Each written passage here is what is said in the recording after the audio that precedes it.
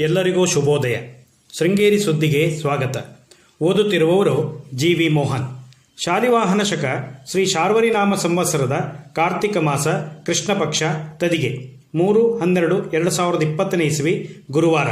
ನಕ್ಷತ್ರ ಆರಿದ್ರ. ಮುಖ್ಯಾಂಶಗಳು. ಜೆಎಂಎಫ್ಸಿ ನ್ಯಾಯಾಲಯದಲ್ಲಿ ಡಿಸೆಂಬರ್ 19ರಂದು ಮೆಗಾ ಅದಾಲತ್. ಬ್ರಾಹ್ಮಣ ಅಭಿವೃದ್ಧಿ ಮಂಡಳಿಯ ಮೂಲಕ ಆರ್ಥಿಕವಾಗಿ ಹಿಂದುಳಿದ ವರ್ಗದವರಿಗೆ ಆರ್ಥಿಕ ಸಹಕಾರವನ್ನು ಸರ್ಕಾರ ನೀಡುತ್ತಿದೆ. ಡಾಕ್ಟರ್ ಗೌರಿಶಂಕರ್. ಸುದ್ದಿಯ ವಿವರ. ಇಲ್ಲಿನ ಜೆಎಂಎಫ್ಸಿ ನ್ಯಾಯಾಲಯದಲ್ಲಿ ಡಿಸೆಂಬರ್ 19ರಂದು ಮೆಗಾ ಅದಾಲತ್ ನಡೆಸಲಾಗುತ್ತಿದೆ ಎಂದು ಹಿರಿಯ ಶ್ರೇಣಿ ನ್ಯಾಯಾಧೀಶೆ ಅನಿತಾ ಹೇಳಿದರು. ನ್ಯಾಯಾಲಯದ ಸಭಾಂಗಣದಲ್ಲಿ ಬುಧವಾರ ಪತ್ರಿಕಾಗೋಷ್ಠಿಯಲ್ಲಿ ಮಾತನಾಡಿದರು. ಈ ವರ್ಷದ ಕೊನೆಯ ಅದಾಲತ್ ಇದಾಗಿದ್ದು, ಬಾಕಿ ಇರುವ ಪ್ರಕರಣವನ್ನು ರಾಜಿ ಮೂಲಕ ಬಗೆಹರಿಸಿಕೊಳ್ಳಲು ಅವಕಾಶವಿದೆ. ಇಲ್ಲಿನ ಸಿವಿಲ್ ನ್ಯಾಯಾಲಯದಲ್ಲಿ 277 ಪ್ರಕರಣವಿದ್ದು, ಇದರಲ್ಲಿ 104 ಪ್ರಕರಣವನ್ನು ಗುರುತಿಸಲಾಗಿದೆ. ಇವುಗಳನ್ನು ಲೋಕ್ ಅದಾಲತ್ನಲ್ಲಿ ಇತ್ಯರ್ಥಪಡಿಸಿಕೊಳ್ಳಬಹುದಾಗಿದೆ. ರಾಜಿ ಆಗುವಂತಹ ಪ್ರಕರಣವನ್ನು ನೇರವಾಗಿ ಅರ್ಜಿ ನೀಡಬೇಕು.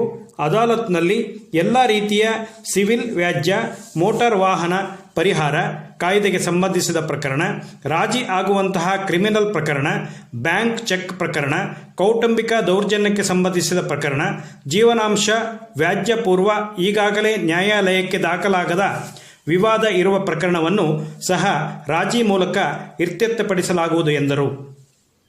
ಜೆಎಂಎಫ್ಸಿ ನ್ಯಾಯಾಲಯದ ನ್ಯಾಯಾಧೀಶ ಎಸ್. ಸೂರ್ಯನಾರಾಯಣ್ ಮಾತನಾಡಿ, ಲೋಕ ಅದಾಲತ್ನಲ್ಲಿ ಇತ್ಯರ್ಥವಾದ ಪ್ರಕರಣಗಳಿಗೆ ಮೇಲ್ಮನವಿ ಇರುವುದಿಲ್ಲ. ಒಂದು ವೇಳೆ ಇಲ್ಲಿ ಇತ್ಯರ್ಥವಾದ ಪ್ರಕರಣದ ಆದೇಶವನ್ನು ರದ್ದುಗೊಳಿಸಲು ಉಚ್ಚ ನ್ಯಾಯಾಲಯದಲ್ಲಿ ರಿಟ್ ಸಲ್ಲಿಸಬಹುದಾಗಿದೆ.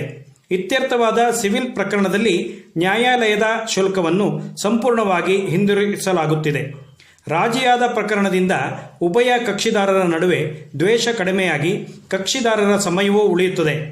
ಇಲ್ಲಿ ಹಾಜರಾಗುವ ಕಕ್ಷಿದಾರರಿಗೆ ಉಚಿತವಾಗಿ ಕೋವಿಡ್ ಪರೀಕ್ಷೆಯನ್ನು ನಡೆಸಲಾಗುತ್ತದೆ.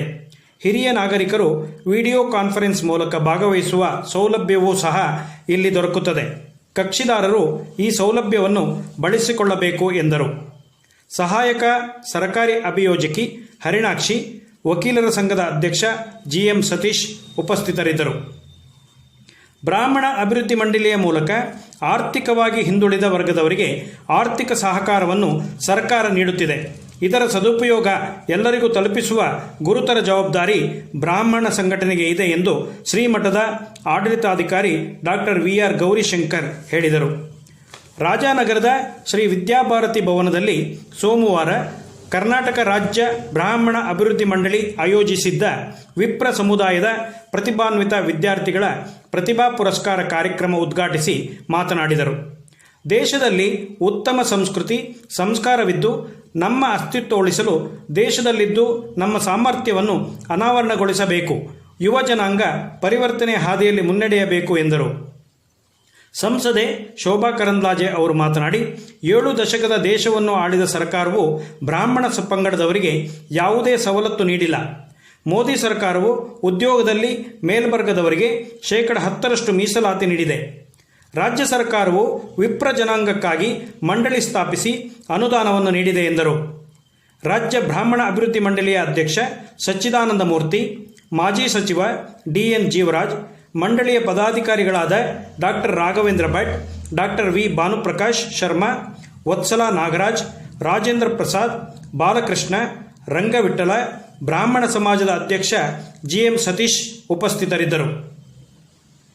ಗಾಂಧೀಜಿ ಪ್ರತಿಪಾದಿಸಿದ ಜೀವನದ ಆದರ್ಶವನ್ನು ಯುವ ಜನತೆ ತಮ್ಮ ಜೀವನದಲ್ಲಿ ಅಳವಡಿಸಿಕೊಳ್ಳುವುದರ ಮೂಲಕ ಮಾದರಿ ದೇಶದ ನಿರ್ಮಾಣಕ್ಕೆ ಸಹಕರಿಸಬೇಕು ಎಂದು ಕೊಪ್ಪ ಸರ್ಕಾರಿ ಪದವಿಪೂರ್ವ ಕಾಲೇಜಿನ ಉಪನ್ಯಾಸಕ ಎಚ್.ಎ. ಪ್ರಕಾಶ್ ಹೇಳಿದರು.